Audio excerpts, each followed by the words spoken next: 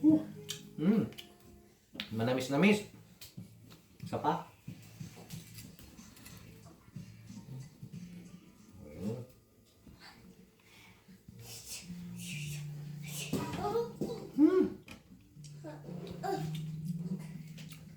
Ang sarap, grabe.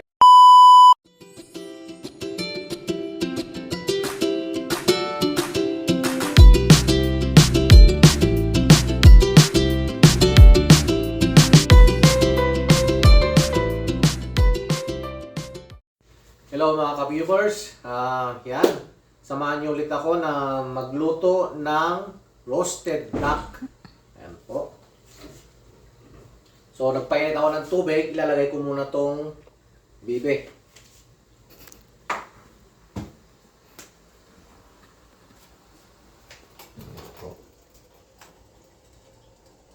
Saglit lang.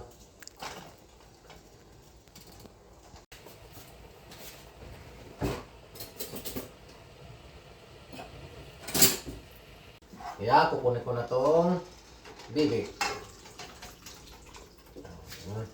Ayan. Tapos na natin napakulan tong bibe. Ngayon naman ay lalagyan ko siya ng hiwa dito ng konti.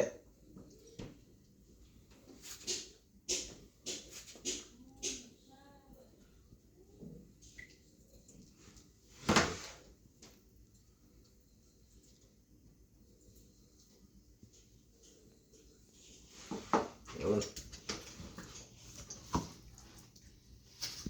Ngayon naman ay lalagay na natin tong mga sangkap. Meron tayo, lalagay ko tong lime leaves, bay leaves,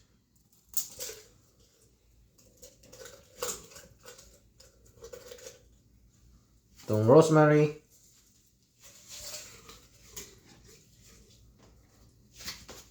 lagyan pa natin itong isa, saka itong celery. Tapos itong daw ng sibuyas. Bawasan natin, madami masyado.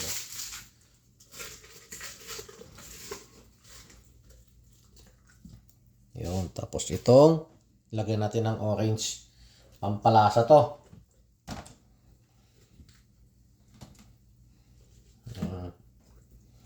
Saka yun. Bawang.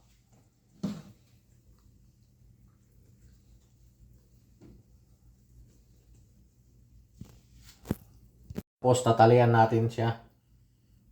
Sa ganun eh, hindi siya tumakbo.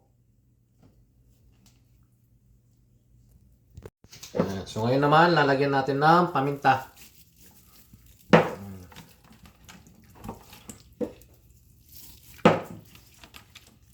Tapos i-rub natin ng asin.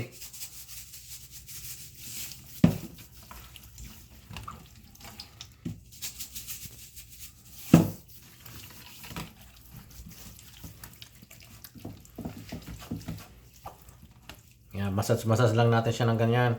Ganun. Tapos lagyan natin ng sesame oil. Konti lang. Mabango kasi yan eh.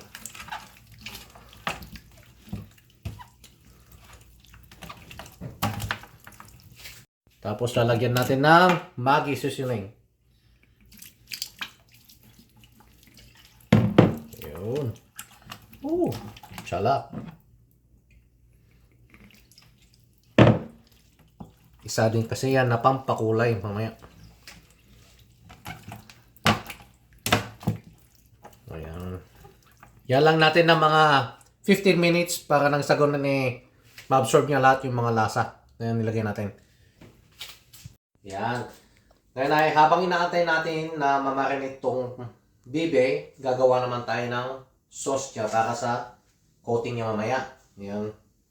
Nag-iwan ako ng kalahating orange.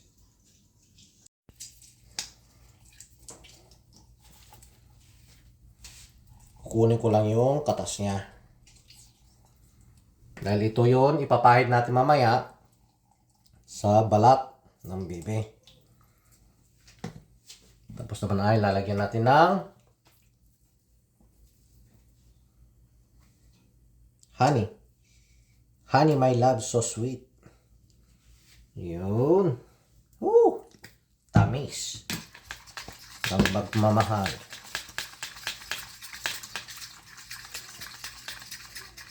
Yan.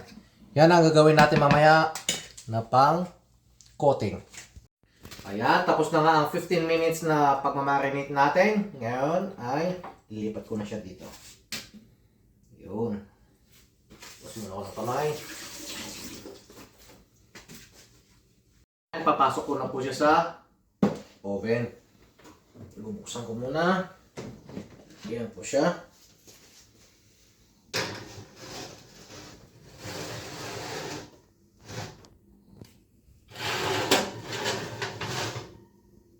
Yun.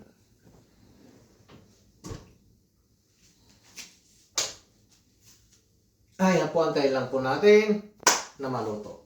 So ayan guys, check na natin tong niluluto natin. Ayun. Kainit. Ayun po. Naman. Siyempre ilalagay natin tong sauce niya na ginawa natin kanina. Malapit na po siyang maluto.